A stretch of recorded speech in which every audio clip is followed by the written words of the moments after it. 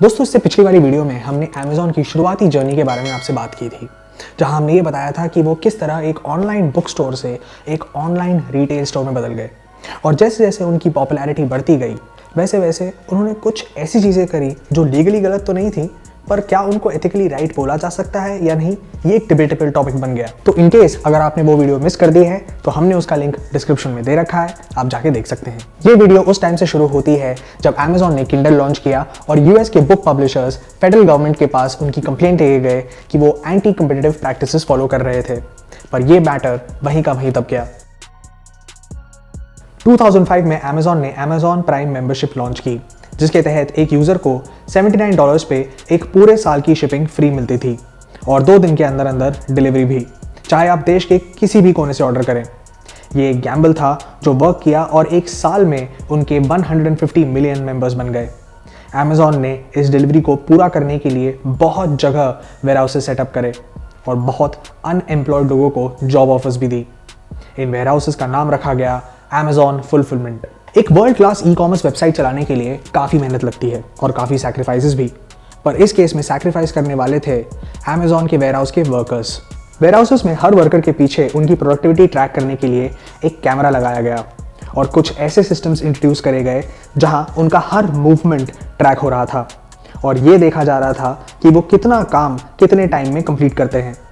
उन सब के डेली टारगेट्स थे जो कभी कभी बहुत अनरियलिस्टिक लेवल्स पे भी होते थे, जिसे अचीव ना करने पर उन्हें निकाल दिया जाता था और उन सभी को इंटेंस हीट में काम करना पड़ रहा था।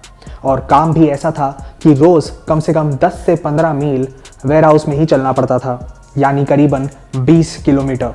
अमेज़ॉन ने ये सारी चीज़ें डाउनप्ले करी और वेयरहाउसेस में रोबोट्स की शुरुआत करी, जिससे कि एम्प्लॉयज़ को अब कम चलना पड़ता था। और ये क्लेम किया कि हर वेयरहाउस में एसी की इंस्टॉलेशंस कुछ ऐसी तरीके से की गई हैं कि अंदर के टेम्परेचर हमेशा मेंटेन रहते हैं। पर फिर भी लोगों के काम पे लिटरली कोलैप्स होने की भी कई सारे केसेस दर्ज हुए। तब 2011 में जेफ बेजोस ने Amazon.love नाम से सभी कंपनी के एग्जीक्यूटिव्स को एक ईमेल भेजा, जो सिर्फ कंपनी में ही नहीं बल्कि दुनिया भर में वायरल हो गई।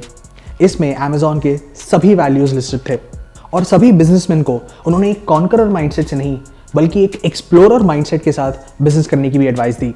2013 में डिलीवरीज को और भी तेजी से पूरा करने के लिए और वर्टिकल इंटीग्रेशन के थ्रू इसे खुद पैकेज और डिस्ट्रीब्यूट करने के लिए अमेज़ॉन ने खुद के इंडिपेंडेंट बिजनेसेस के थ्रू प्रोडक्ट्स को शिप करवाना शुरू किया, जो कि एक तरीके से फेडेक्स और यूपीएस जैसी कंपनीज को कंपटीशन दे रहे थे। बड़ी गाड़ियों को अथॉरिटीज द्वारा रेगुलेट किया जाता है, पर अमेज़ॉन के कार्गोज इतने बड़े थे कि वो 100 प्रोडक्ट्स तक स्टॉक कर सकते थे और ना ही रेगुलेटर्स की बाउंड्री के अंडर आ रहे थे। और इन कार्गोज से 2015 तक ऑलमोस्ट 600 क्रैशेस और 13 डेथ्स की रिपोर्ट की गई, पर अमेज़ॉन ने इनको भी डाउनप्ले कर दिया। An 84-year-old woman struck and killed by an Amazon delivery truck. A woman hit and killed in a parking lot. Amazon का एक और फंडामेंटल है, वो बाकी ई कॉमर्स प्लेटफॉर्म्स की तरह थर्ड पार्टी प्रोडक्ट्स की कोई रिस्पॉन्सिबिलिटी नहीं लेती। तो अगर आपको किसी भी थर्ड पार्टी प्रोडक्ट से कोई नुकसान हो तो अमेज़ॉन उसकी रिस्पॉन्सिबिलिटी नहीं लेगा। पर उनका ये कहना है कि वो अपनी वेबसाइट पे एक स्ट्रिंजेंट चेक ज़रूर रखते हैं कि ऐसे प्रोडक्ट्स उनकी वेबसाइट पे ना बिकें। पर क्या ऐसा होता है? कुछ प्रोडक्ट्स ने तो लोगों का घर तक जला दिया। South Carolina woman who bought a hairdryer on Amazon said this happened. Fire is coming out of the hairdryer. Hoverboard caused a fire that destroyed their home. पर एक्चुअली देखा जाए तो अमेज़ॉन ने कोई लॉ नहीं तोड़ा था। वो प्राइसेस हमेशा कॉम्पिटिटिव रखते थे और हमेशा उन्होंने कस्टमर की सोची। पर कई सारे लोगों का ये मानना है कि कस्टमर ऑब्सेशन के नाम पे वो कई सारी ऐसी चीज़ें कर रहे थे जिन्हें इलीगल तो नहीं कहा जा सकता, पर उसे मॉरली या एथिकली राइट भी नहीं बोला जा सकता। ओबामा के पावर में रहते हुए अमेज़ॉन का बहुत फ़ायदा हुआ।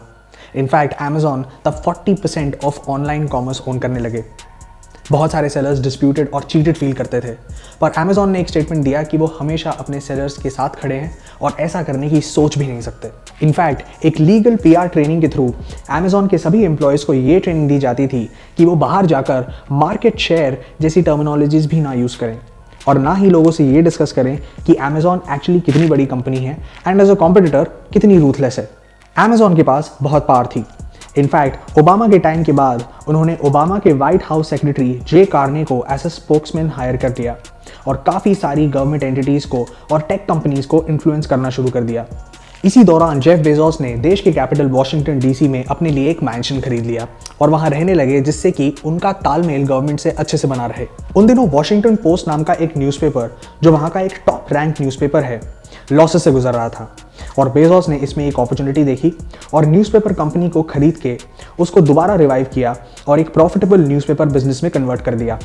इसका एक फ़ायदा है कि अगर प्रेस ही आपका है तो आपके खिलाफ बोलेगा कौन। ऐसे में एक जर्नलिस्ट ने कोशिश की पर उसको सीधा बाहर का रास्ता दिखा दिया गया। पर बेजोस ने सिर्फ रिटेल मार्केट या मीडिया को नहीं, पूरे इंटरनेट को रूल करने का सोच लिया था। सोचिए, इतना सारा डेटा और वो भी सिर्फ एक आदमी के हाथ में। खतरनाक है ना। शेफ ने इसमें एक बिजनेस अपॉर्चुनिटी देखी और एक क्लाउड कंप्यूटिंग नेटवर्क खड़ा कर दिया जिसका नाम है AWS यानी Amazon वेब सर्विसेज। और अब इसको बढ़ावा देने के लिए उन्होंने टारगेट किया सीधा गवर्नमेंट को। ओबामा ने अपने ही टाइम में फेडरल गवर्नमेंट को पूरी तरह से मॉडर्नाइज करने का फैसला कर लिया था और Amazon की क्लाउड सर्विसेज का सहारा लिया। Amazon ने एक डिजिटल इंफ्रास्ट्रक्चर क्रिएट किया और गवर्नमेंट को रेंट पे दे दिया। 2013 में उन्होंने CIA के लिए एक कंप्यूटिंग क्लाउड डिज़ाइन किया और ये पूरा कॉन्ट्रैक्ट 10 साल के लिए $600 मिलियन में साइन किया गया। और क्योंकि इनके पहले कस्टमर्स खुद फेडरल गवर्नमेंट और CIA थे, इनके क्लाउड टेक्नोलॉजी को एक मेजर बूस्ट मिला, जिससे लोग इसकी सिक्योरिटी को ट्रस्ट करने लगे और इससे ये अपने सभी कंपटीटर्स से इस गेम में बहुत आगे निकल गए। और अब गवर्नमेंट तक का डेटा Amazon के पास था, जिसने रातों रात बेजोस को एक बिलियनर बना दिया। Hey guys, thank you so much for watching that video. अगर आपको पसंद आया तो please hit the like, share and subscribe button down below. इससे नेक्स्ट वीडियो में हम इससे आगे की कहानी बताएंगे। So we'll see you there. Till then, take care, good bye.